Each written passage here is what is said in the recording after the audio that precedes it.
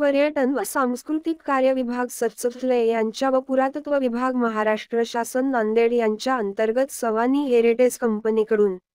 गप्तेश्वर मंदिर जतन संवर्धन जीर्णोद्धाराचे काम प्रगतीपथावर चालू आहे. गप्तेश्वर मंदिराचे शिखर उतरवण्यासाठी पुरातत्व विभाग महाराष्ट्र शासन नांदेड विभागाचे सहाय्यक संचालक Amol Gote sir, Nitin Charude sir, Shaikh Ansari sir, Patil sir, Rathod sir, Sawani heritage conservation कंपनीचे इंजिनियर राहुल चव्हाण सर व सवानी कंपनी गप्तेश्वर मंदिर जीर्णोद्धारक सर्व स्टॉप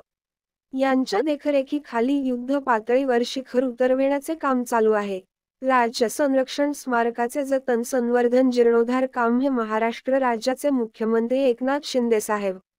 उपमुख्यमंत्री देवेंद्रजी फडणवीस व उपमुख्यमंत्री अजितदादा पवार साहेब व विशेषतः सांस्कृतिक कार्यमंत्री सुधीरभाऊ मुनगंटीवार यांनी दिलेल्या गप्तेश्वर राज्य संरक्षण स्मारकाचे काम पुरातत्व विभाग यांना नमूद केलेल्या आदेशानुसार शिखर उतरण्याची प्रक्रिया सुरू आहे.